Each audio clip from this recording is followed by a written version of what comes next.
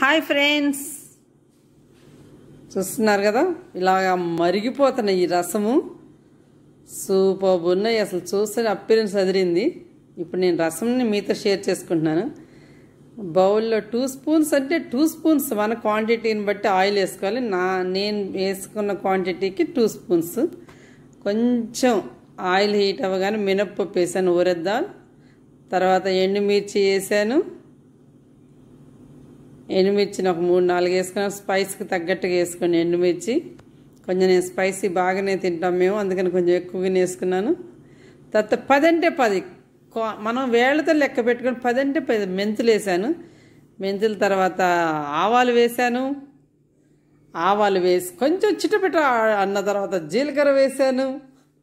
జీలకర్ర కొంచెం వేగాక ఇంగువని చాలా దట్టంగా గట్టిగానే వేసుకున్నాను. ఎందుకంటే 2-3 కిలోమీటర్స్ దూరంలో కరోనా ఉండాలని చెప్పేసి నేను ఇంగువని కొంచెం ఎక్కువ వేసుకున్నాను. ఆ తర్వాత వెల్లుల్లిపాయలు వేసాను. కచ్చపచ్చగా నూరిన వెల్లుల్లిపాయలు వేసాను. వెల్లుల్లిపాయలు వేసిన తర్వాత ఇప్పుడు కరివేపాకు వేసాను. కరివేపాకు వేయగానే మొత్తం ఇల్లంతా స్ప్రెడ్ అయింది తాలింపు స్మెల్. ఇంకొచ్చేసారు మా బాబు మా వారు వచ్చి ఏదో స్పెషల్ చేస్తున్నాను అనుకున్నాను. తీరా చూస్తే రసం అది. ఇప్పుడు కొంచెం పసుపు వేసుకున్నాము. కొంచెం పసుపు వేసిన తర్వాత జస్ట్ ఒక 1/2 మినిట్ అలా ఉంచాలి. ఎందుకంటే కొంచెం స్మెల్ వస్తుంది కదా పసుపు, పచ్చివాసన అది పోయేంతవరకు అట్లాగా ఫ్రై అవ్వాలి పసుపు. ఆ తర్వాత మనం చింతపండు ఎక్స్ట్రాక్ట్ని పోసుకుంటున్నాము.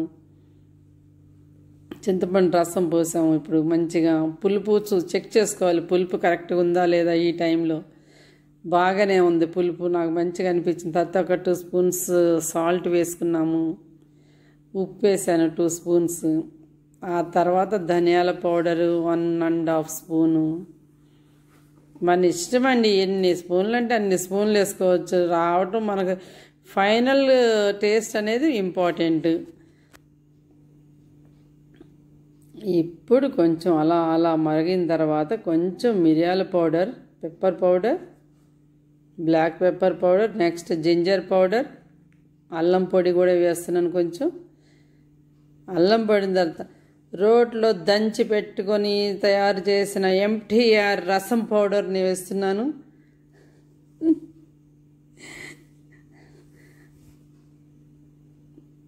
సూపర్ ఉంటుందండి MTR రసం మాత్రం. అదుర్స్ అనమాట, అదుర్స్ అంటే అదుర్స్. చూసారు అప్పీరెన్స్ అదిరిపోయింది.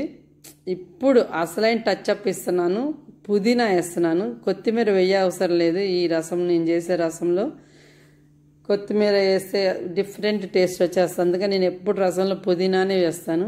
చాలా బాగుంటుంది పుదీనా. ఒక్క పుదీనానే వేయండి, కొత్తిమీర వేయబాకండి. అంటే ఎవరి ఇంట్రెస్ట్ వాళ్ళది.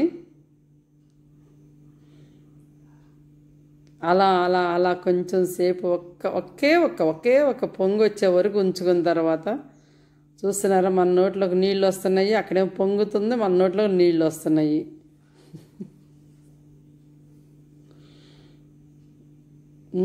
కెమెరాని కూడా కవర్ చేసి అంత పొగలు వచ్చేస్తున్నాయి. అంతే, సింపుల్ రసం అండి. అందుకని ఇప్పుడు ఈ రసంకి ఒక నామకరణం చేశాను నేను. దిస్ ఈజ్ బ్యాచులర్ రసం.